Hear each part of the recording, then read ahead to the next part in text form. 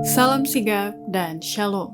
Renungan kita pada hari ini, Sabtu 11 September 2021, berjudul Penganiayaan Menolong Penyebaran Injil. Ayat intinya terdapat di dalam 2 Korintus 12 ayat 10. Karena itu aku senang dan rela di dalam kelemahan, di dalam siksaan, di dalam kesukaran, di dalam penganiayaan dan kesesakan oleh karena Kristus. Sebab jika aku lemah, maka aku kuat.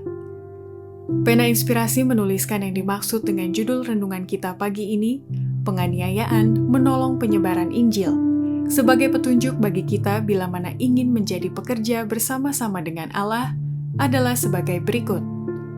Pertama, alasan dan motivasi penganiayaan menolong penyebaran Injil karena orang-orang yang menginjak-injak hukum Allah dengan kaki mereka yang najis mempunyai roh yang sama dengan orang-orang yang menghina dan mengkhianati Yesus.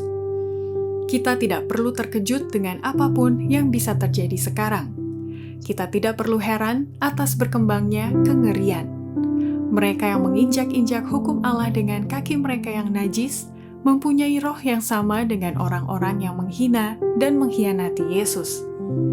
Tanpa penyesalan dari lubuk hati, mereka akan melakukan perbuatan bapa kejahatan mereka itu. Kedua, alasan dan motivasi penganiayaan menolong penyebaran Injil karena orang-orang yang setia kepada Allah akan terancam, dicela, dan dianggap haram oleh kedua orang tua, saudara-saudara, sanak keluarga, dan sahabat-sahabat, bahkan sampai kepada kematian. Orang-orang akan dituntut untuk memberikan penurutan kepada perintah manusia dengan melanggar hukum ilahi. Mereka yang setia kepada Allah akan terancam, dicela, dan dianggap haram. Mereka akan dikhianati oleh kedua orang tua, saudara-saudara, sanak keluarga, dan sahabat-sahabat, bahkan sampai pada kematian.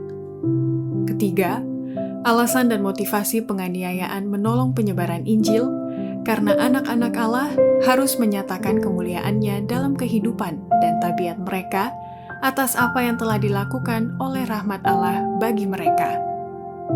Pekabaran anugerah yang terakhir yang harus disampaikan kepada dunia adalah suatu penyataan akan tabiatnya yang penuh kasih. Anak-anak Allah harus menyatakan kemuliaannya. Di dalam kehidupan dan tabiat mereka sendiri, mereka harus mengungkapkan apa yang telah dilakukan oleh rahmat Allah bagi mereka. Keempat, alasan dan motivasi penganiayaan menolong penyebaran Injil, karena setelah itu akan turun hujan akhir sebelum masuk pada masa kesusahan yang akan membangunkan dan menguatkan mereka selama melalui masa itu. Sementara pekabaran yang ketiga bergema dengan suara yang nyaring, dan sementara kuasa dan kemuliaan yang besar mengiringi pekerjaan penutupan itu, umat Allah yang setia akan mengambil bagian dalam kemuliaan itu. Hujan akhirlah yang membangunkan dan menguatkan mereka untuk melalui masa kesusahan itu. Kelima, alasan dan motivasi penganiayaan menolong penyebaran Injil karena peristiwa kuasa yang menggerakkan orang banyak yang begitu hebat pada pergerakan tahun 1844 akan kembali dinyatakan dengan suara yang nyaring. Kuasa yang menggerakkan orang banyak dengan begitu hebat pada pergerakan tahun 1844 kembali akan dinyatakan.